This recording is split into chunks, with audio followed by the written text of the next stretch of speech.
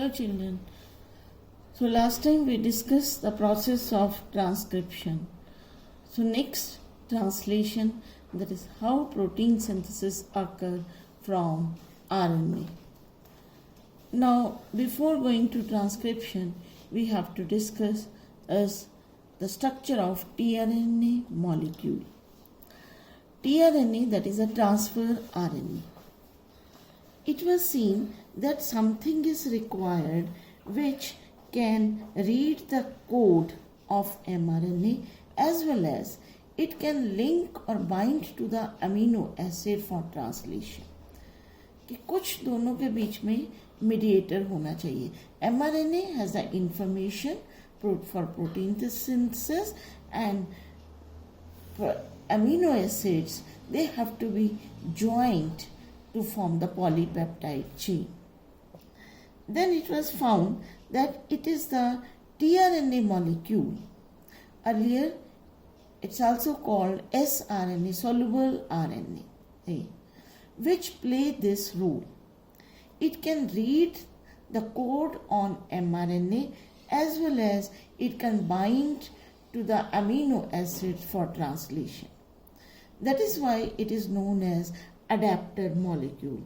Just like the adapter, एक side पे जैसे हम कोई भी अडेप्टर की बात करें, एक तरफ हम उसको इलेक्ट्रिसिटी से अटैच करते हैं, दूसरी तरफ हम अपने इंस्ट्रूमेंट से अटैच करते हैं. जस्ट लाइक दैट tRNA एक तरफ mRNA के साथ अटैच होता है, यानी कि उसकी कोडिंग को स्टडी करता है, दूसरी तरफ स्पेसिफिक अमीनो एसिड के साथ अटैच होता है. So it is known as adapter molecule. Just like the RNA, it is also a single-stranded RNA. In the two-dimensional, it is clover leaf-shaped structure, and in the three-dimensional, it looked like inverted L. 4 double-stranded regions formed by hydrogen bonding between bases. 3 loops are produced that will be clear in the diagram. Anticodon loop. RNA के बीच में एक anticodon loop होती है. That has the bases which are complementary to the bases of mRNA, which are complementary to the codon of mRNA. इसलिए हम इसको anticodon loop कहते हैं. Then there is one end that is the amino acid acceptor end, जिसके साथ amino acid attached होता है. There is also a specific RNA which is known as initiator tRNA. Initiator tRNA जो है that starts the translation process. मतलब we know that translation begins from AUG. तो जो भी initiator tRNA होगा उसके एंटीकोडॉन में जो bases होंगे they are complementary to AUG, that is UAC. तो जो भी जिसके भी एंटीकोडॉन में UAC होगा वो होगा इनिशिएटेड tRNA.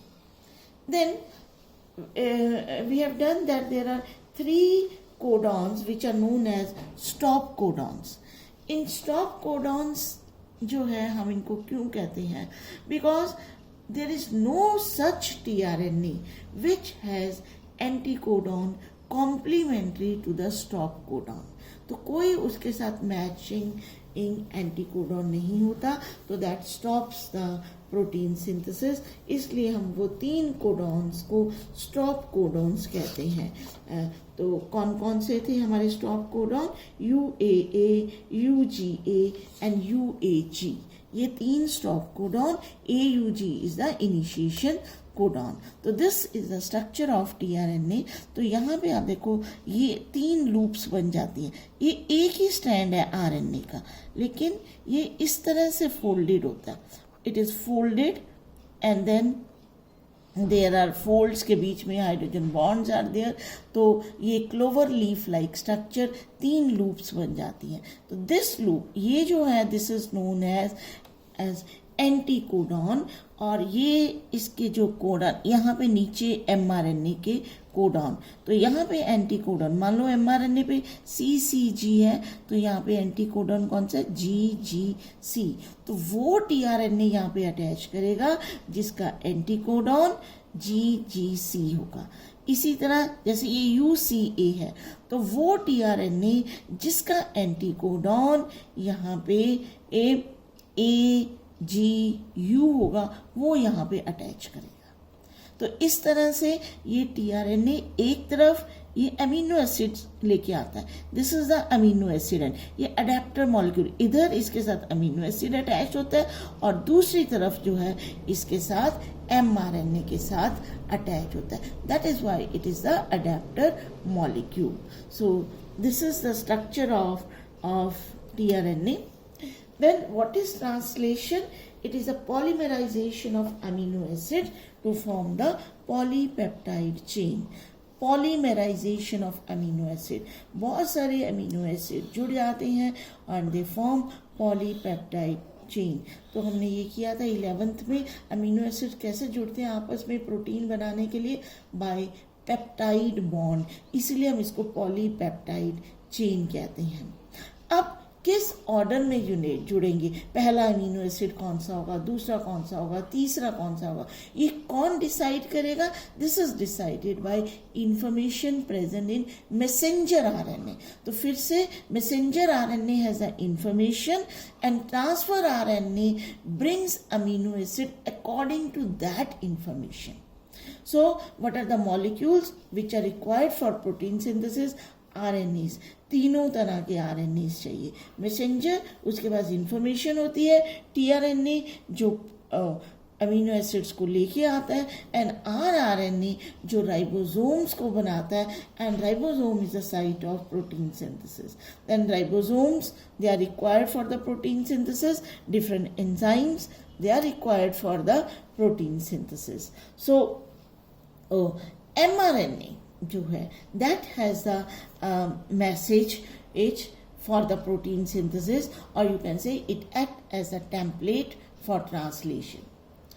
तो वो हमेशा स्टार्ट कहाँ से होनी है translation, from AUG start codon से, एंड कहाँ पे होनी है स्टॉप कोडॉन से, 3 स्टॉप कोडॉन से, वहाँ पे बीच में कहीं भी बीच में आ गया वहाँ पे प्रोटीन सिंथेसिस खत्म होनी है। अब mRNA एक लंबी चेन है, जरूरी नहीं है कि OUG है वो एक स्टार्टिंग में ही होगा, बीच में भी कहीं से हो सकता है, बीच में कहीं भी प्रेजेंट हो सकता है, लेकिन प्रोटीन सिंथेसिस हमेशा AUG से ही स्टार्ट होनी है। तो AUG से पहले वाला जितना भी रीजन है mRNA का, एंड स्टॉप कोडॉन के बाद वाला जितना भी रीजन है वो ट्रांसलेट नहीं हो रहा, that is known as untranslated region.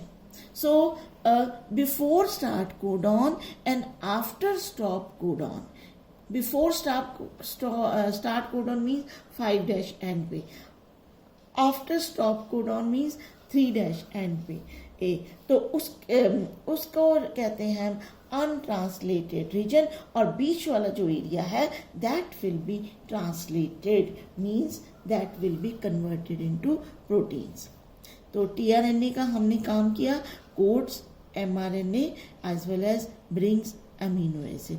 rRNA it forms ribosomes. Ribosomes are responsible for protein synthesis. They have structural RNA. इसके अलावा it is also made up of proteins भी, ये राइबोसोम है और ये प्रोटीन्स और RNA का बना होता है। इसके 2 सब यूनिट है, एक ये बड़े वाला सब यूनिट और one is the smaller sub unit. It has 2 सब unit, large and small, and it is in its inactive state. It exists as 2 सब यूनिट, और जब जो छोटे वाला सब यूनिट जब ये सेपरेट हो जाते हैं स्मॉल सब यूनिट के ऊपर, ये mRNA अटैच हो गया, ये mRNA इज अटैच होगा smaller sub unit, then this larger sub unit also joins, then it becomes active. ये लार्ज सब यूनिट में 2 साइट्स होती है, one is P site, another is A site. इसका नाम एब्रीविएशन क्यों है, peptide and amino acid site 8. And this ribosomes जो है it also act as enzyme, ribozyme for formation of peptide bond. तो एंजाइम की तरह भी एक्ट करता है. And this whole process requires energy in the form of ATP. Main enzyme involved is amino acyl tRNA synthetase. It is used for activation of amino acids. So what are the steps for the protein synthesis is first there is the activation of amino acid. Activation of amino acid को हम कहते हैं साथ में charging of tRNA, मतलब tRNA को charge होना. Charge होना मीन्स कि उसके साथ अमीनो एसिड अटैच होना. Attachment of mRNA and formation of initiation complex. Then initiation of polypeptide chain, elongation of polypeptide chain and termination process. So these are the different steps involved in the process of translation. So translation से पहले क्या चाहिए है, charging of tRNA और activation of amino acid. So this charging of tRNA या फिर इसको हम कहते हैं amino acylation of tRNA, क्योंकि अमीनो एसिड जुड़ता है टीआरएनए के साथ, इसलिए हम इसको कहते हैं amino acylation of tRNA. Enzyme responsible just from the name of the substrate, enzyme का नाम हम ले सकते हैं अमीनो एसाइल टीआरएनए सिंथेटेज, यानी कि टाइप ऑफ रिएक्शन क्या है, सिंथेसिस, और सबस्ट्रेट क्या है, amino acyl tRNA. Amino acyl tRNA synthetase that form amino acyl tRNA complex. It requires magnesium to catalyze this reaction. So इसके बाद जब ये एक्टिवेट हो गया, अब ATP यूज होके अब अमीनो एसाइल टीआरएनए कॉम्प्लेक्स बन गया. उसके बाद mRNA जो है attaches and it form the initiation complex. mRNA attaches with a smaller sub unit of ribosome. कहाँ पे किस तरह से अटैच होता है, that at the start codon on, then this protein synthesis starts. So here from the diagram it will be more clear that this is the central dogma, DNA that forms RNA, ये हमने कर लिया transcription. RNA से protein ये बन रहा है, that is a translation that we are discussing now. So DNA से RNA, RNA से प्रोटीन. अब इसमें देखो, this is a larger sub unit, this is a smaller sub unit, ये दोनों सेपरेट हो गए. अब ये mRNA जो है attaches to the smaller sub unit, और एक पहले वाला कौन है, इनिशिएटर टीआरएनए, ये आ रहा है. इसके साथ यहाँ पे अमीनो एसिड अटैच्ड है. यहाँ पे anticodon is always UAC, initiator में always UAC, because this is the AUG जहाँ से प्रोटीन सिंथेसिस स्टार्ट होनी है. सो AUG और इसका एंटीकोडन UAC, amino acid is attached here. So this is a tRNA molecule. It comes to this ribosomal larger unit. Then अब जैसे मैंने बताया था आपको, दो साइट्स होती हैं, one is P site, another is A site. सबसे पहले वाला जो है ये आ जाता है tRNA, यहाँ पे आ गया P साइट पे, ठीक है, AUG UAC और यहाँ पे मिथ्योनिन जो है वो ऊपर amino acid. Now this next second tRNA complex who has anticodon complementary to the next codon. Here you see UUA, next codon, anticodon is AAU. It comes to the A site. एक यहाँ पे attach हो गया, first time it is always initiator. अब second amino acyl tRNA complex, ये इस A site पे आ गया, ठीक है. अब उसके बाद जो है फर्स्ट अमीनो एसिड और सेकेंड अमीनो एसिड के बीच में peptide bond is formed. Peptide bond we have discussed, it is the bond between the amino group of one amino acid and acid group of second amino acid, CONH bond. तो यहाँ पे इन दोनों के बीच में peptide bond is formed and bond of first amino acid from its tRNA is broken. ये इन दोनों का कांटेक्ट आपस में टूट जाता है और इन दोनों का कांटेक्ट जो है वो बन जाता है और ये जो है वो बाहर निकल जाएगा. So this is P site, A site. So here you see methionine और ये नेक्स्ट था ल्यूसिन. अगर आप नहीं भी नाम लिख सकते, just write down number 1, number 2 amino acid. So 1 और सेकेंड अमीनो एसिड के बीच में पेप्टाइड बॉन्ड बन गया.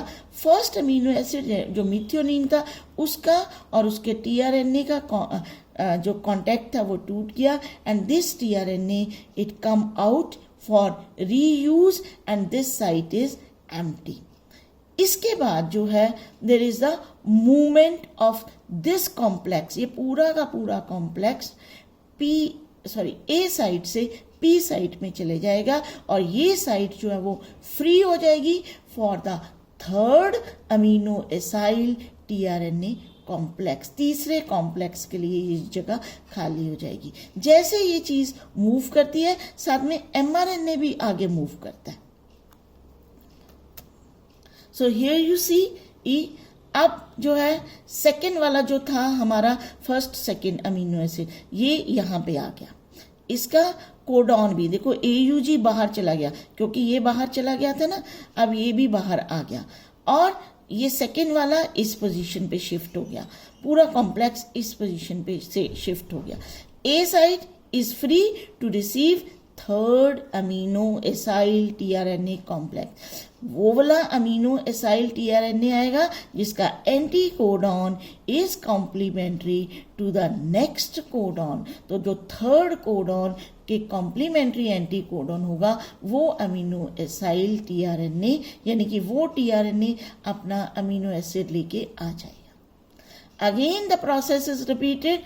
Peptide bond is formed between second and third amino acid. Contact of second amino acid from its tRNA is broken. This goes out and this site is empty for shifting of this. And this shifting of complex from A to P site is known as translocation. This is known as translocation. So here you see the process of elongation continue. ये भी आगे आगे चलता रहा. AUG यहाँ पहुंच गया, दूसरा यहाँ, तीसरा यहाँ, ये अब फोर्थ यहाँ आ गया, फिफ्थ यहाँ पे आ गया. तो दिस प्रोसेस कंटिन्यूज. ये लॉन्ग चेन पॉलीपेप्टाइड चेन बन गई.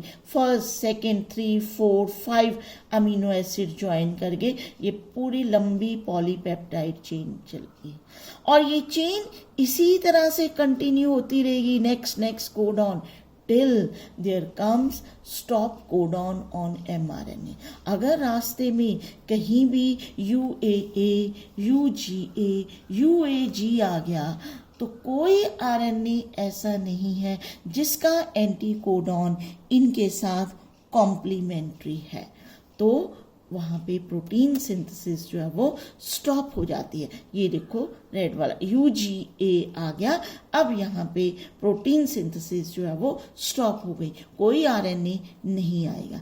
इसके बाद जो है 2 सब unit separate mRNA, separate a protein chain that is released. So certain release factors they are required. So this is the termination of protein synthesis. So book में थोड़ा सा शॉर्ट फॉर्म में दिया हुआ है लेकिन चलो आपको ये स्टेप्स करोगे तभी आपको ये क्लियर हो जाएगा. तो यहाँ से एक समरी सी दी हुई है, हरिडली हम ये कर लेते हैं. So this is the smaller sub unit of RNA. ये 2 सेपरेट हुए, पर्पल वाला स्मॉल है, रेड वाला बड़ा है. स्मॉल के ऊपर mRNA बैठ गया. एक tRNA कॉम्प्लेक्स जिसमें अमीनो एसिड लगा था वो AUG के साथ अटैच हो गया यानी कि जिसका एंटी कोडॉन UAC था. उसके बाद ये लार्जर सब यूनिट भी उसके ऊपर आ गया, एक्टिव हो गया. अब इसके बाद ये पहली बार हमेशा पी साइट पे जाएगा, अगली बार जितने भी आएंगे एमिनो एसाइल टीआरएनए कॉम्प्लेक्स हमेशा ए साइट पे आते हैं। फर्स्ट टाइम ये पी साइट पे जाता है, उसके बाद सेकेंड टाइम ए साइट पे आ गया। Peptide bond is form between first and second amino acid. इन दोनों का, ये ग्रीन वाला एमिनो एसिड और इसका टीआरएनए का लिंक टूट गया और ये बाहर चला गया। ये देखो, ये लिंक टूट गया, ये बाहर चला गया और ये पेप्टाइड बॉन्ड बन गया। इस तरह से ये सारा का सारा कॉम्प्लेक्स इधर शिफ्ट हो गया, ये जगह खाली होगी, इधर शिफ्ट हो गया और ये जगह खाली होगी नए टीआरएनए के पास। तो in this way the process continues. ये 1 है, 2 है, 3, 4, 5 है, तो ये complete protein chain, growing protein chain, elongation process चलता रहता है। जब यहाँ पे आ गया UAG यानी कि स्टॉप को ये आ गया स्टॉप कोडॉन, कहीं भी रास्ते में आएगा, this is UGA, this is stop codon. तो जब स्टॉप कोडॉन आएगा, देयर इज नो टीआरएनए, तो ये सब रिलीज हो जाएगा। प्रोटीन चेन बाहर आ गई, पॉलीपेप्टाइड चेन बाहर आ गई, टीआरएनए रिलीज हो जाएगा, mRNA that is also release, certain release factor are required. Then there are some untranslated region, यानी कि ये AUG से पहले वाला रीजन, ये सारा अनट्रांसलेटेड रीजन है। और जहाँ पे प्रोटीन सिंथेसिस स्टॉप हो गई, उसके बाद वाला रीजन वो भी अनट्रांसलेटेड रीजन है। So this completes your protein synthesis. Thank you so much.